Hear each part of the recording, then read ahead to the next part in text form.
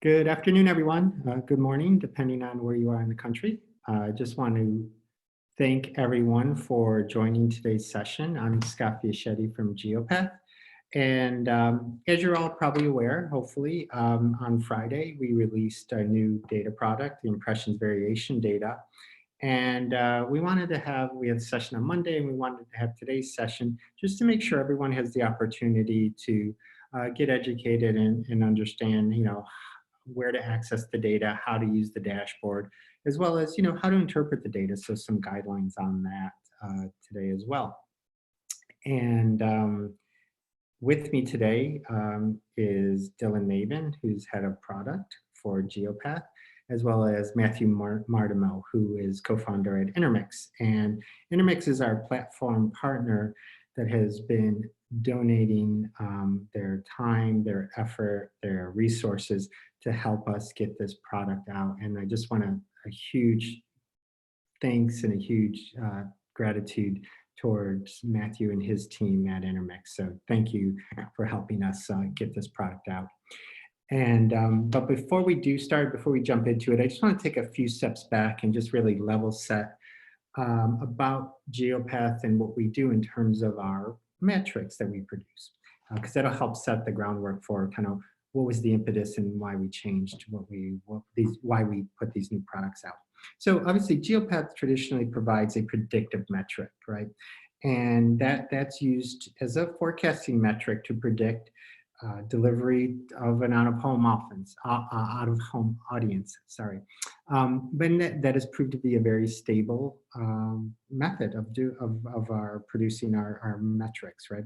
We're using a predictive traffic patterns to accurately estimate the audience based on these historical trends, right?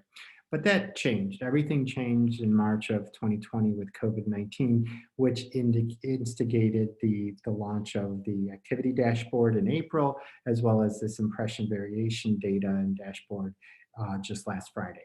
So that brings us to today, and where we're here, and what we want to do today is really just, as I said a moment ago, we want to make sure everybody is aware of where to get the reports, how to access the reports, and also how to interpret the data.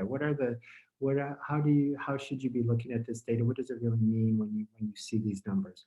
And obviously answer any questions. And if you do have questions, please ask them in the Q&A widget in the Zoom platform. We'll do our best to answer them in real time, and we'll do our best to get to everybody's questions. And without further ado, I'm going to hand it off to Dylan, who will take us from here. Thank you, Scott. And another big thank you to all the member companies and the individuals from those member companies that contributed to this. This could not have been possible without the hours that you put into it over the past, 6 to 8 weeks, getting all of this ironed out and really making sure that this is a quality product. So thank you all for the time that you put into it and your time. It was just wonderful. So yeah, going back to shortly after when the epidemic hit the United States in late March, we met with the leadership of the organization, identified that there was going to be some serious needs for the Geopath to provide some quality metrics to the marketplace, to our members, to make sure that they were informed of what was going on, because this was a very scary time. As Scott said, everything changed in March. And so we immediately had been investigating what sort of resources we had available at Geopath through our partners over at Intermx to be able to answer these questions. And so we put together two products, one which is the travel variation dashboard that everyone has had access to. That's a public dashboard. And then the other one was going to be an impression variation dashboard for members to be able to understand the average impression changes by market week over week throughout the year. And so we were really happy to release that this past Friday. We've had a ton of activity, doubling the normal users in our platform, even prior to the coronavirus March drop in activity. across the country. So it's obviously been very much needed, and so we're really happy that this is now out, and as I'm sure many of you are. So let's dive into what it is, what it isn't, and then how to use it. So a quick overview of what the dashboard is. It provides the data in a consumable format on a map and in charts and in tables. Then it provides an average impression variance per week of the year with a confidence interval of that average. And to do this, we're leveraging mobile location data from mobile SDK. So we're bringing in hundreds of millions of mobile devices every month, billions of data points every day to identify quality data that can answer these questions of how are traffic patterns changing around out-of-home inventory and how does that impact impressions. And this report is available across the entire US. We want to make sure that anything that we roll out to our members is available for all of them. This is really helpful being able to do this by CBSA. Now on Monday, we had a question about why CBSAs, and maybe we'll address that real quick. Core-based statistical areas are defined by local governments and the US Census Bureau, and the metropolitan CBSAs are cities of 50,000 residents or greater, and the surrounding counties from which people commute from. And so they're naturally this good sort of geographic definition of local travel patterns. And so we've been looking at those natural breaks of activities to look at how impressions are changing for media types in those marketplaces. We are looking at it also by DMAs, also by states, and for the total US to be able to provide some helpful metrics to our members. But right now, the core-based statistical areas is our market definition. And, in this sorry, no, sorry to interrupt. What I was going to say is another question we got on Monday is like, how do I talk about this dashboard at a high level? And I think these 4 bullet points are really nice kind of jumping off points and really capture kind of the overview of it. So in case you need those quick talking points. Exactly. And so the last question that we get a lot is, so how recent is the data? So we get location data on a constant basis, usually with a couple days delay. And then we are taking some time to clean that up, making sure that we are interpreting the data correctly to be able to provide these impression metrics. So every Monday, we are going to be updating the impression variation dashboard with new data with a 2-week offset. So this past Monday, the 18th, was updated with data from April 27th through April 3rd. And again, just recapping, the dashboard is average impression variations by market, by media type. We're using mobile location data to help drive this to understand how the whole population moves and are being exposed to out-of-home assets themselves to understand how impressions are fluctuating week over week. We're reporting this by CBSA across the entire country, and it's updated weekly with a 2-week offset. So when you are accessing the data, we want to give everyone a little bit of a warning label of what to do with it.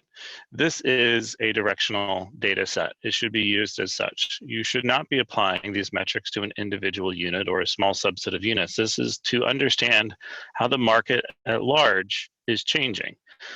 Every single media operator, every single media type has its own unique distribution throughout the physical distribution throughout the marketplace. They're placed on certain roadways, placed in certain neighborhoods due to whatever regulations may be in place, or just the type of audiences that they're naturally good at delivering messages to.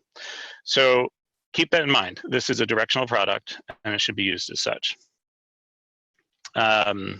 This is reiterating that, just please do not apply this to any individual unit. This is a market average, and in some markets there are literally tens of thousands of inventory. So this metric is applied to, this is an aggregate of all of those activities that we're observing.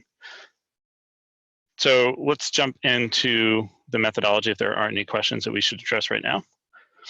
And at a very high level, what we are doing is we're looking at the mobile location data from those providers that we mentioned to understand how patterns are changing week over week versus the historical views of the data that we also have. And to do this, we were able to, by doing this, we were able to understand the local roadway travel pattern variations and how those then result in impression adjustments for those media types across the marketplace. And one of the reasons why we were able to do this so quickly was that we have been going through an extensive re-auditing of all of our inventory across the entire United States, all the roadside inventory. And so we were able to take all of the manually curated roadway assignments and the view sheds of the accurately audited inventory locations and orientations to identify the roadways that individuals that are driving by them that have an opportunity to see them where they would be present. And so we can use those geographies to then identify locations of devices that are showing up in those data sets. Now I'm going to pass it over to Matthew Martimo to talk very quickly about the mobile devices themselves and how we get to what we call the curated panel, this sort of high quality set of devices that we're able to ask much more complex questions than the total swath of devices that are present month to month. Thanks. Yeah, so absolutely. We are bringing in basically in real time every day billions of locations. Those represent, as Dylan mentioned, 100 million devices a month or something. But the vast majority of those devices, probably 2/3 of those, are seen fairly infrequently. And so what we're trying to do here is have enough signal from an individual device where we can understand its travel as it's moving around. We understand the propensity it has for leaving device locations, whether it's dropping locations every few seconds or whether it's dropping locations every 10 minutes or something. And the only way to really understand that is to have kind of a longitudinal visibility on that device through time. And so this is where this graph on the top with total devices is quite irregular as providers add and subtract and apps and whatever with the interaction of the phones. That lower level darker area is the size of the curated panel, still absolutely significant, around 10 million devices ongoing. But the key to that curated panel is that we really understand kind of the device behavior, what the expectation is, and how that device's activity is changing through time.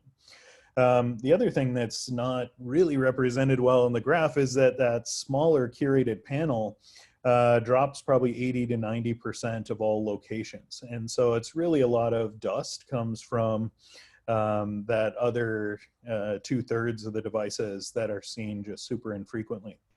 I don't know if you can flip the slide ahead one, Dylan, just to kind of highlight then what we're using from that curated sample, the important parts of that we see it every day, that we see it for at least 8 hours a day, and that we can estimate the neighborhood within which it lives. And so that's done at a census block group level. And the reason for that is that we have to be able to get at what our sample rate is with those curated devices to be able to estimate these total population movements. And then are also looking at things like the activity of the devices I mentioned to be able to estimate the probability that it's dropping locations in particular view sheds for particular pieces of inventory. I don't know if that's clear, Dylan, or you have anything to add to that. Yeah, that's great, Matthew. Just want to reiterate that it's really the quality data that comes from those devices with enough information to actually discern an actual movement pattern. If we just get one location a day, that's great. That's going to show up in a monthly active users or monthly daily users, but you can't understand whether or not they're moving or what the behavior is. So we have to have a substantial amount of information to do that. And so with that, that panel set, we can answer a lot of questions. And so we take that mobile panel set, the device weight of the population from which it comes, the activity of those devices in and around those inventories that we have geofenced previously, and we can put that together to come up with a predictor of how impressions and traffic is changing on those roadways and markets. And it's a wonderful way to create a predictive understanding of measuring what just occurred when you look at those source data. But we also wanted to make sure, as we're working with our committees, that it was right. And so how do we make sure that it's right? And that's where a validation process comes into place. And one of the most extensive data sets out there as sort of a ground truth of traffic counts comes from the state of California. Now, California has a fantastic DOT and a very wonderful data platform called the Performance Monitoring System, Caltrans. This is publicly available information.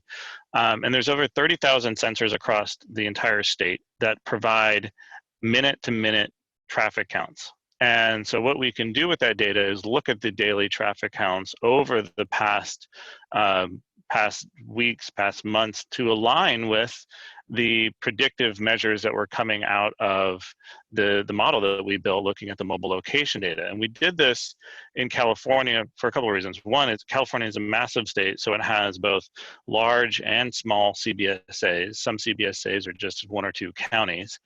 And the CBSA characteristics also are very diverse. You've got Los Angeles, San Diego, San Francisco, which are incredibly dense and have incredibly dense areas. But then you also have very large CBSAs in the valley that cover large areas and have very different travel patterns day to day. And so this gave us a really good confidence, and the committee confidence, to move forward with this and bring this to market. We don't want to bring anything to market that we can't stand behind. So this validation process allowed us to do that. We're going to continue to validate this data as time goes on, just to make sure everything's always lining up, because we want to make sure we give you guys what you need. Now, this chart here shows a couple of those validation comparisons from Los Angeles, San Diego, Modesto, and Bakersfield. And we were really excited when we first started comparing these. And it also really helped the committee move forward with this. So this was wonderful. Let's see, I guess with that, let's jump into the actual report so we can see what is going on.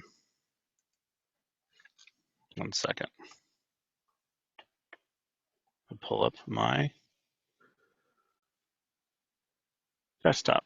Okay, so to gain access to the impression variation report, you can access it by going to the Geopath Insight Suite. There is a button on our homepage right here in purple, but you can also access it by going to geopath.io and logging in with your Geopath credentials.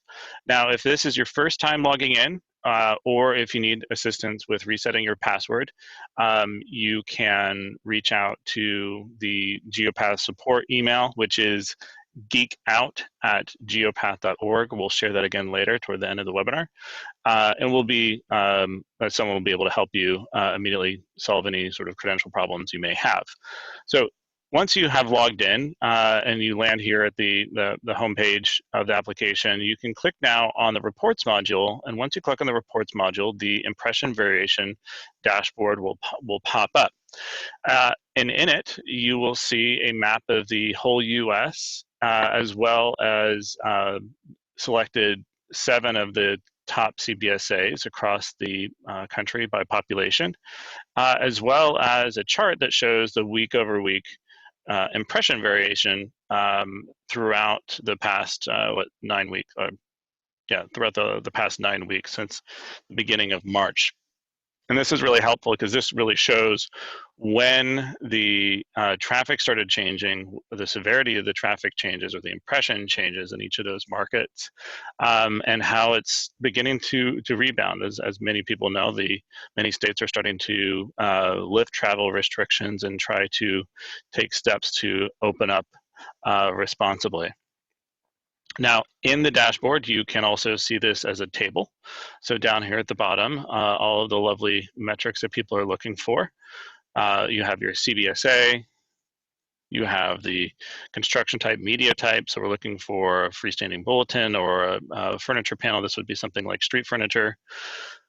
And then every week, the percentage of variance or variation against the baseline of what the 2020 forecast was that Geopath is currently providing for all audited inventory. And then this is really important. This percentage metric is against a baseline of the 2020 average weekly metric. And every single market is going to have its own sort of natural seasonality.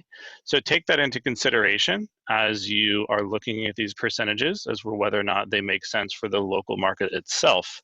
But it is a percentage against that baseline of 100% for the year. So some markets are going to be busier during the wintertime or busier during the summertime.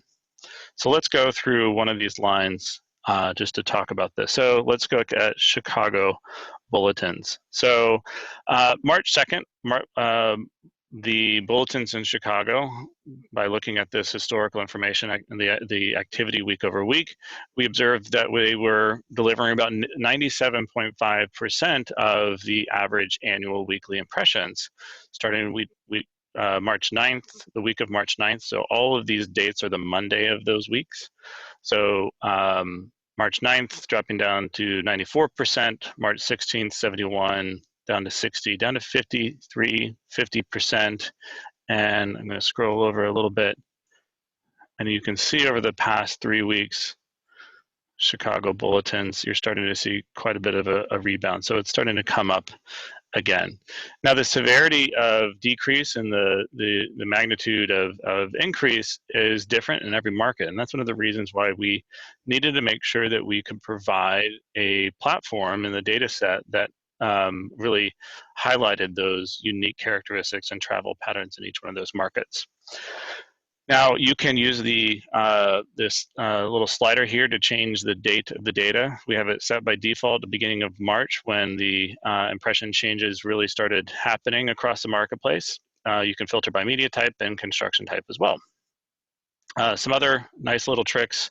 You can use the select by rectangle and you can select multiple CBSAs at once. This is a nice little trick to be able to look at most of Florida. You can click somewhere on the map, anywhere on the map, and sort of reset. You can click on St. Louis, New York, and get those metrics. You can also, I believe, hold down the Shift button, the Control button on your keyboard as you click on the map, and you can select multiple markets simultaneously. So pretty interesting comparisons when you're looking at different markets. If you want to have all the data at once, you can do that. You can go over to this next page, click on View Full US Data with Confidence Intervals. And you can go down to the bottom and click on Download, and you can download the full crosstab of information. So that's everything there. If you want everything it's the beginning of the year, you can slide this all the way back to January 6th. Which is the beginning of the first full week of 2020, and download all that data. Now, let's see. Any other questions popping in, Scott, that I could answer? Just a couple quick questions I wanted to bring up.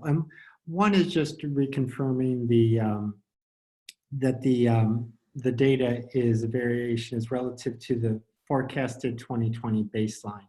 And just the further question is that as an annualized baseline or forecasted traffic for that week in 2020?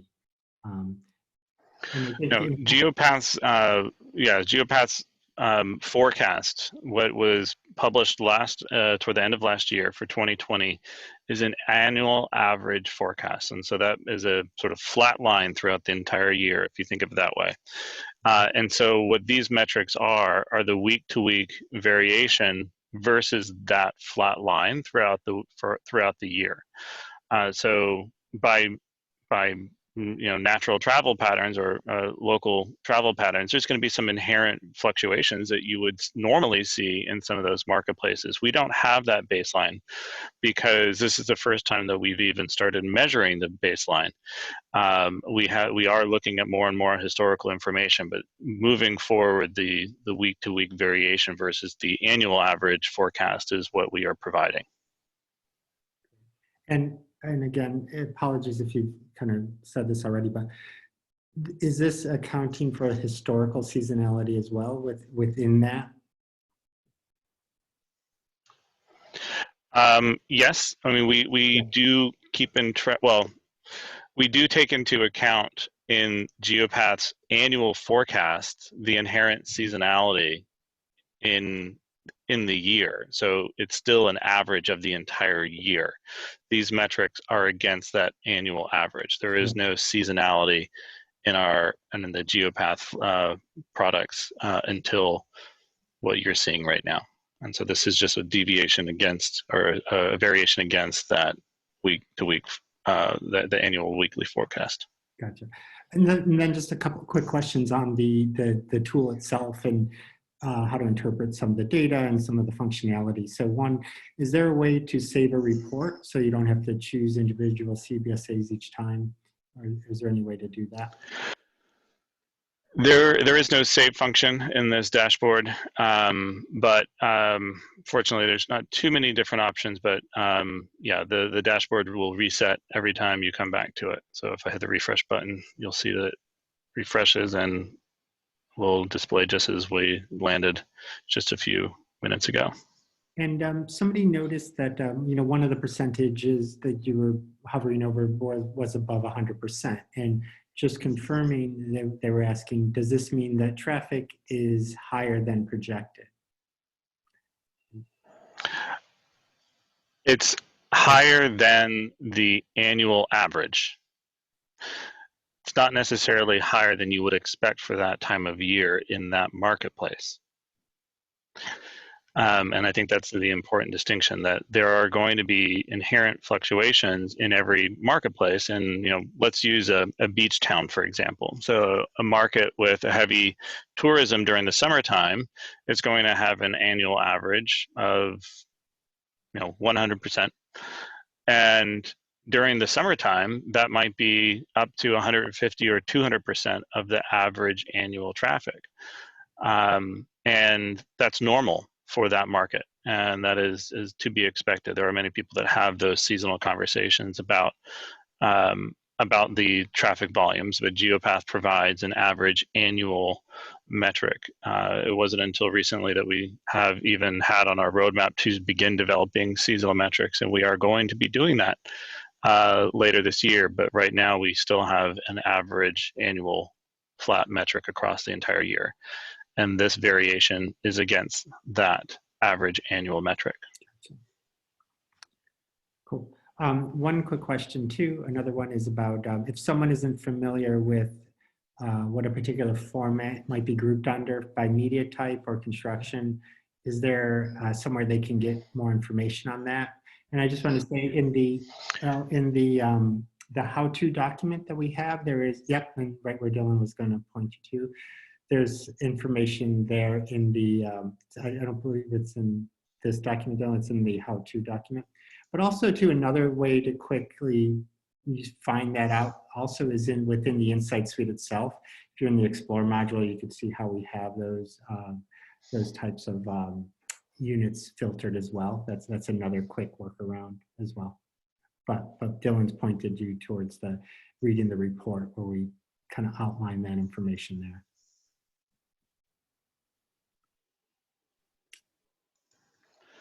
Yeah, and there's a couple other documents here at the bottom, the FAQs, the the how to interpret methodology overview, as well as another short video tutorial that we recorded just to demo what it is and how to use it very quickly. Some other functions that you do have here on the front, because this has the map. You can download this as an image, which is helpful if you want to put it into another document. You can download this as a PDF or a PowerPoint. So certainly helpful as different ways of interacting with this data and getting it into the format that you ultimately need.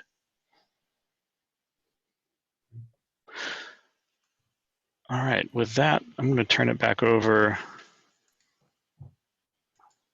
to Scott to talk about some more of the support that we have for the product in training and education. Definitely. So a couple of questions came in about, is this session being recorded? Where can I see it afterwards?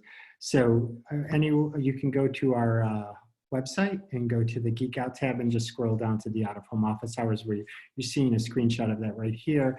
And that's where you'll see thumbnails of the 6 most recent sessions. So Monday's session is already there. This session will be there shortly.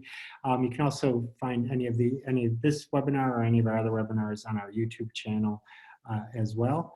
And then, as Dylan was showing you, there's also multiple documents that we're providing to support and provide more information. So there's the How to Interpret document. You can link to that within the tool. It's also on our homepage, and it's also in our Geek Out library. All 3 of these documents are. So the How to Interpret document gives you some guidelines on how to just as it says, how to interpret the data. There's FAQs as well as a methodological overview document as well, where you can find a lot of good information. And then there is also a virtual tutorial that we put together as well. So it's a much shorter, quicker version of what we're doing today. So just showing you how to walk through and interpret the data as well. And then the other thing we also wanted to point you to is also see if there's any questions, but then our Geek Out at geopath.org. That was the help area that Dylan mentioned earlier. So that's always a great place to get help. And if you have any other questions coming out of the session, then we're happy to try to answer and work with you one-on-one on any questions you may have or any needs. There are a couple of questions, Dylan, that I just wanted to put out there and see if we can try to answer as many as we can. So one was just asking about digital units. Are digital units included in this report, or are they encompassed within the data that we're seeing?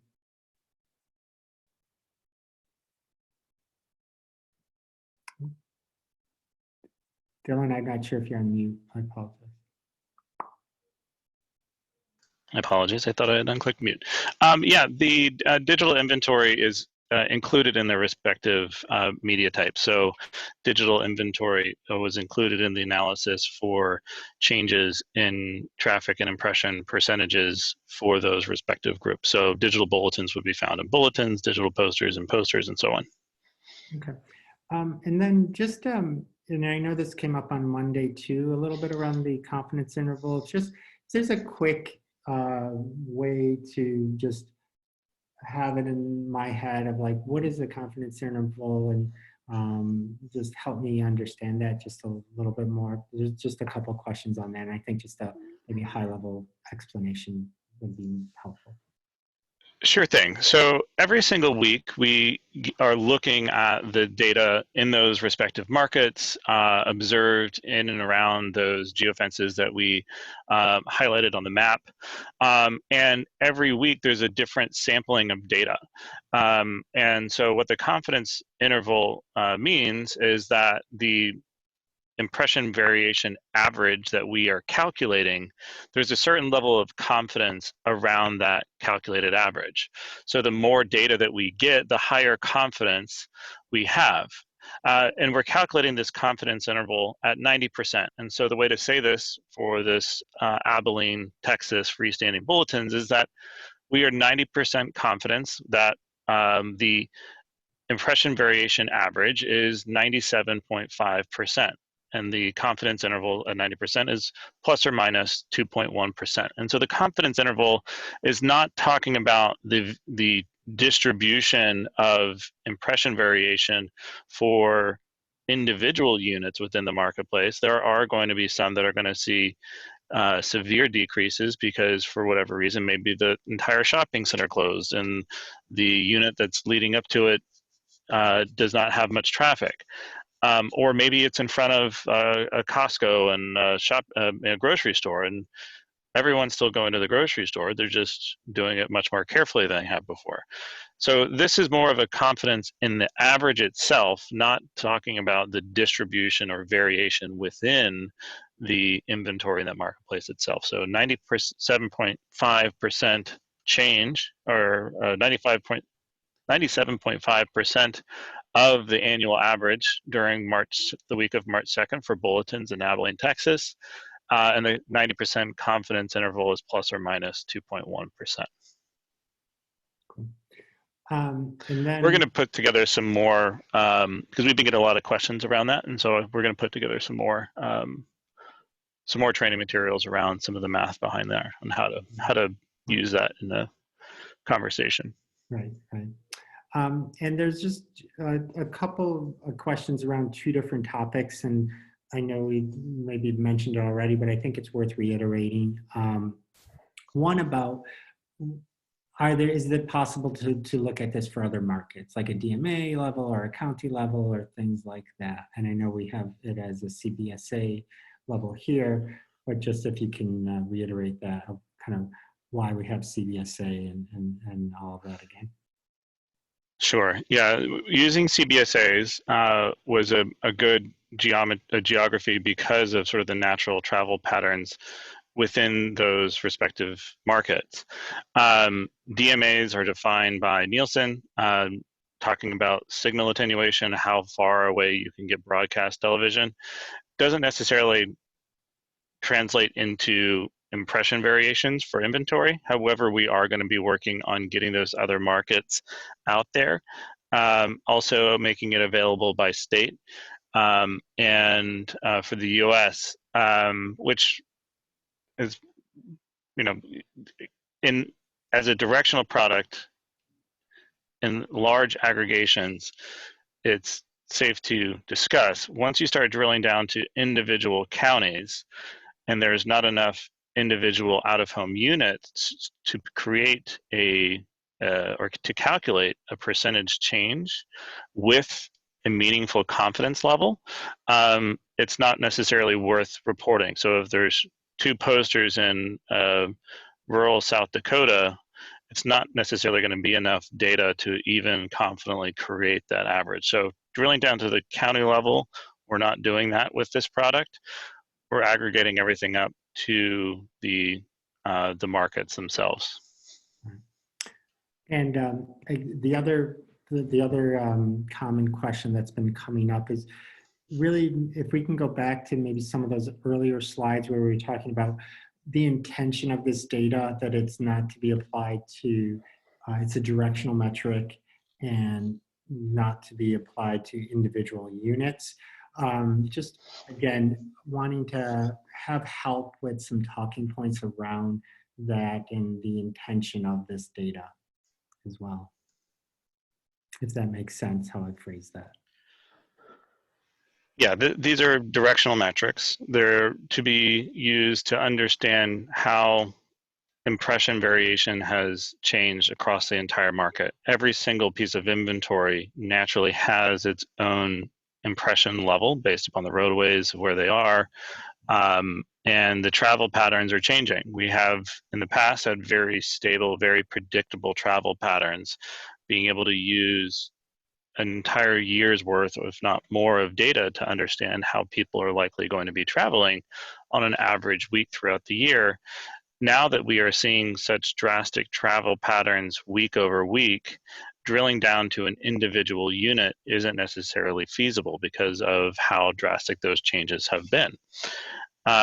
And this data is to be used really just for that macro level conversation, that bulletins in the market change, X% this week versus what was forecasted for the year on an average week across the entire year.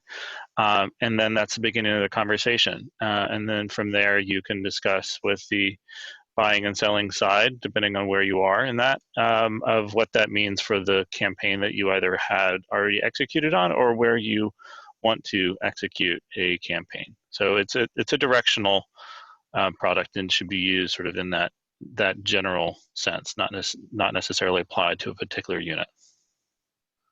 Gotcha.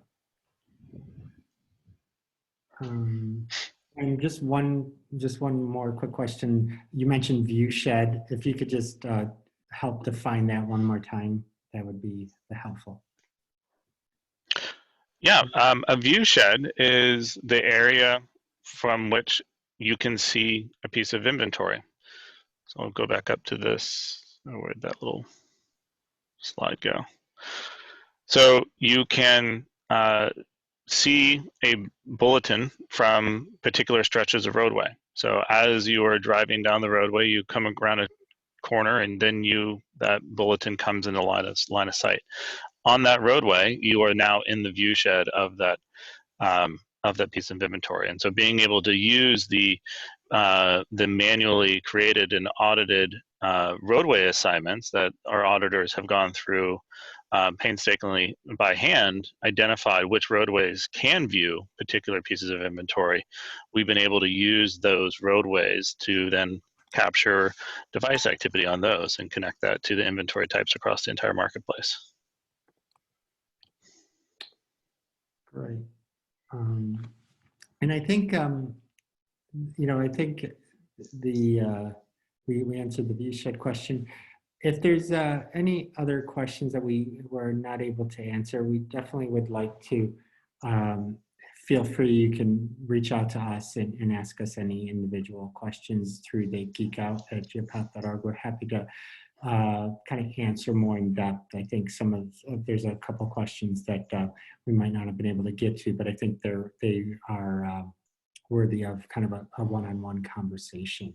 So again, please feel free to reach out to us there, or we can even reach out to you directly on some of these other questions. So, but I do want to say thank you for all the engagement and all the questions that we have been receiving, and just really appreciate all the support and everybody leaning in and wanting to be present today and to ask all these questions. So thank you. Yeah, I want to echo that, Scott, as well. Thank you to all of our members. Thank you to the individuals and the companies that have contributed time and effort to making this a reality. It's been an absolute pleasure working with all of you, and everyone be safe and reach out if you have any questions. Thank you. Thank you, everyone. Have a good day.